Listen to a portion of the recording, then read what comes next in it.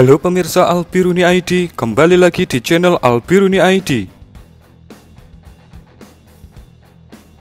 Walaupun NATO dan Pakta Warsawa merupakan seteru seumur hidup, bahkan sampai Pakta Warsawa sudah mati, NATO pun hingga kini masih sering bersitegang dengan Rusia, negara pewaris Uni Soviet yang menjadi dedengkot utama Pakta Warsawa. Tapi di sisi lain perseteruan itu, ternyata senjata-senjata eks-blok timur masih digunakan sebagai alutsista utama sebagian negara-negara NATO. Untuk sekedar diketahui, negara Pakta Warsawa adalah Uni Soviet, Albania, Bulgaria, Cekoslovakia, Jerman Timur, Hungaria, Polandia, dan Rumania. Dan ketika Pakta Warsawa bubar pada 1991, maka negara-negara seperti Jerman Timur, Polandia, Hungaria, dan Cekoslovakia ikut bergabung dengan NATO. Disusul pada tahun 1999, Bulgaria dan Rumania juga ikut bergabung dengan NATO, dan Albania pada tahun 2009. Bahkan pada saat menunaikan kewajiban anggota untuk mengirimkan kontingen yang bertugas sebagai NATO Forces atau angkatan bersenjata NATO, alutsista buatan Rusia pun beberapa menjadi senjata garis depan NATO dalam bersiap menghadapi Rusia. Seperti misalnya ada cerita unik ketika MiG-21 milik Rumania mencegat bomber Tupolev Tu-22M yang dikawal dua Sukhoi Su-27 di atas Laut Hitam. Mungkin Rusia dan Amerika tertawa melihat kejadian ini. Dan Rumania sebagai anak baru di NATO, mau tidak mau harus menuruti perintah sang bos besar, yaitu Amerika. Beberapa anggota NATO yang merupakan ex-member Pakta Warsawa masih menggunakan alutsista buatan Uni Soviet. Alutsista ini masih terawat dengan baik, bahkan menjadi salah satu sistem senjata andalan NATO dalam latihan-latihan militer gabungannya. Contoh lainnya adalah Sukhoi Su-25 Frogfoot Angkatan Udara Bulgaria, yang ketika latihan rutin bersama NATO, pesawat ini menjadi elemen pembantai tank dalam Angkatan Udara NATO. Sebenarnya, Amerika Serikat sudah sejak lama menekan negara-negara NATO untuk meninggalkan alutsista buatan Rusia dan menggantinya dengan alutsista buatan Amerika. Atau paling tidak, menggunakan alutsista buatan negara NATO lainnya, seperti Perancis, Inggris, dan Italia. Namun, masih banyak yang karena kendala keuangan, negara NATO yang dulunya mantan anggota Pakta Warsawa masih memelihara sistem senjata Rusia yang lawas. Negara-negara tersebut misalnya Polandia, Bulgaria, Romania, Hungaria, Ceko, dan Slovakia. Bahkan malahan ada yang masih melakukan pembelian sistem senjata Rusia baru, misalnya Turki dengan S-400-nya. Pemerintah Polandia yang trauma atas penjajahan Uni Soviet terkenal dengan posisi politiknya yang anti-Rusia, namun tidak dengan angkatan bersenjatanya.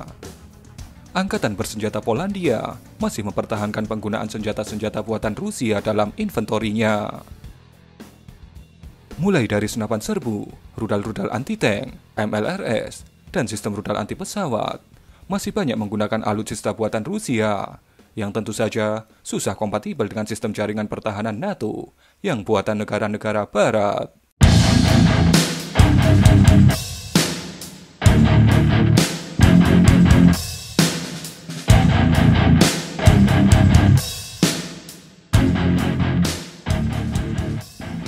Angkatan Udara Polandia memang sudah menggunakan sejumlah F-16 Blok 52 buatan Amerika. Namun, hingga kini, Angkatan Udara Polandia juga masih menggunakan pesawat tempur MiG-29 Fulcrum, Sukhoi Su-22 Fighter, helikopter serbu Mil Mi-24 Hind, dan helikopter angkut Mil Mi-8 Hip. Polandia membeli 22 unit MiG-29 dari Jerman, dari sisa 23 MiG-29 Jerman dengan harga €1 per pesawatnya. 1 unit disisakan Jerman untuk museumnya. Di matra darat, walaupun sudah bisa membuat tank PT-91 dan membeli tank buatan Jerman Leopard 2 A4, satu divisi lapis baja Angkatan Darat Polandia juga masih ada yang diperlengkapi dengan tank T-72 asal Rusia. Dan tentu saja, tank zaman Perang Dingin tersebut juga sudah dimodernisasi oleh pihak ketiga. Dari negara ex-anggota Blok Timur yang menjadi anggota NATO, hanya Hungaria yang sudah memensiunkan seluruh pesawat-pesawat tempur buatan Rusia. Itu pun tidak diganti dengan pesawat tempur buatan negara-negara NATO. Hungaria memilih membeli pesawat tempur dari negara netral non-NATO, Saab Jas 39 Gripen buatan Swedia. Namun, Hungaria masih memelihara armada helikopter Mil Mi-17 dan Mil Mi-24 dalam inventorinya.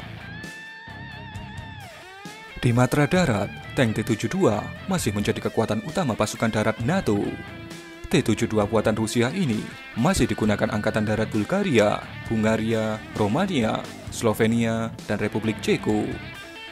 Bahkan, Angkatan Darat Jerman masih menyimpan ratusan tank T-72 ex-Jerman Timur di dalam gudang sebagai alutsista cadangan, kalau-kalau komponen pasukan cadangannya harus diaktifkan dan dipersenjatai dalam masa genting. Tidak hanya tank, kendaraan lapis baja lainnya pun masih banyak dimiliki oleh negara-negara yang dulunya merupakan negara satelit Uni Soviet. Jumlahnya pun tidak tanggung-tanggung. Jika dijumlahkan semuanya, bisa ratusan.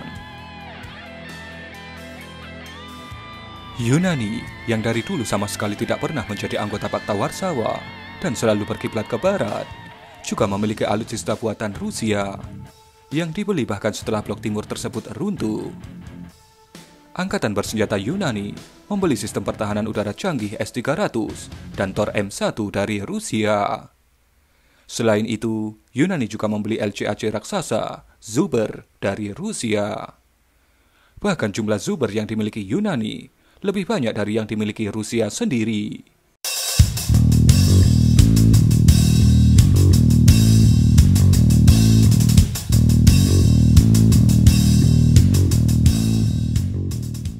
Angkatan Darat Yunani juga masih mengoperasikan sekitar 500 kendaraan lapis baja BMP-1 buatan Rusia yang dibelinya secara sangat murah dari Jerman. Turki, yang kini dijuluki sebagai anak bandelnya NATO, yang dulu merupakan julukan itu adalah milik Perancis, memiliki sejumlah kendaraan lapis baja BTR-80, helikopter angkut Mil Mi-17, sejumlah rudal anti-tank, dan yang terakhir, membeli sistem pertahanan udara canggih asal Rusia, S-400.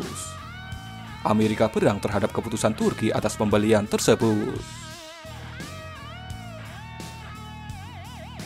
Montenegro, yang baru saja bergabung dengan NATO belum lama ini, masih memiliki segudang senjata-senjata standar Blok Timur. Angkatan bersenjatanya yang kecil, isinya hanya 2.000-an personil, masih berstandar Blok Timur. Alutsistanya antara lain, misalnya rudal panggul anti pesawat Strela 2 dan berbagai jenis senapan ringan dan berat. Persoalan utamanya adalah perawatan alias maintenance. Seharusnya, maintenance tentu saja dilakukan oleh negara pembuatnya, dalam hal ini Rusia. Namun, tentu saja negara-negara NATO enggan berhubungan dengan Rusia untuk urusan servis-menservis alutsistanya ini. Solusinya mencari pihak ketiga yang dinilai mampu untuk melakukan maintenance ini, walaupun mungkin tidak disetujui oleh Rusia. Maka muncullah tawaran jasa dari negara-negara seperti Ukraina, di mana kita negara Indonesia juga menservis Mi-35 dan mesin Sukhoi kita ke Ukraina hingga menimbulkan protes dari Rusia. Ada juga Israel yang bahkan mampu mempercanggih MiG-21 jadul. Dan negara-negara yang masih mempunyai hubungan dengan Rusia, seperti Belarus. Kita juga menservis alutsista kita di Belarus, seperti Sukhoi.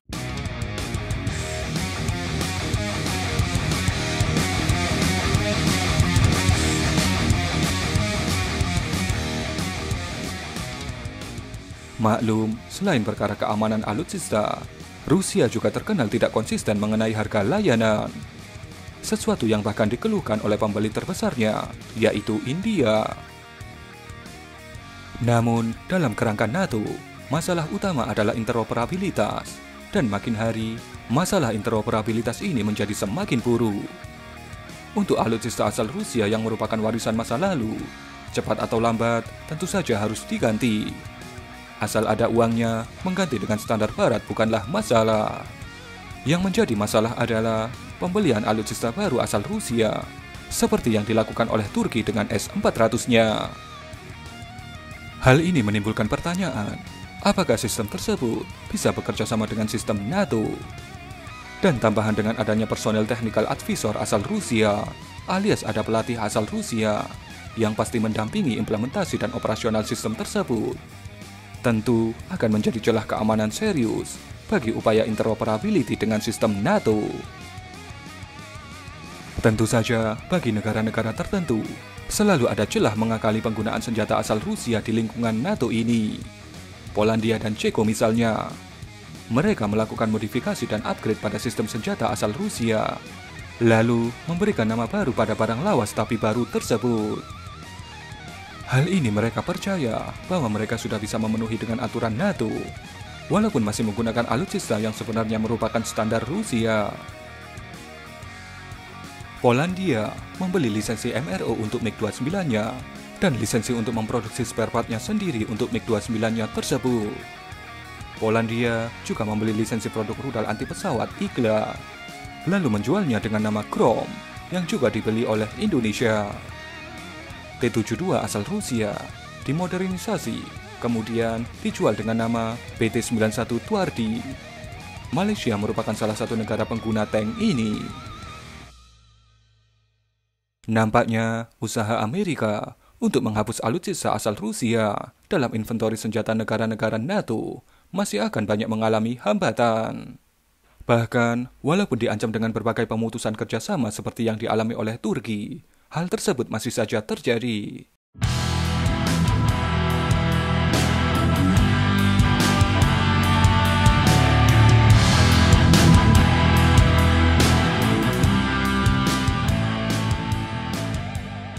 Karena itu, maka kejadian seperti misalnya MiG-29 Angkatan Udara NATO mengintersep pesawat pembom Tu-95 Rusia pun akan masih bisa kita saksikan.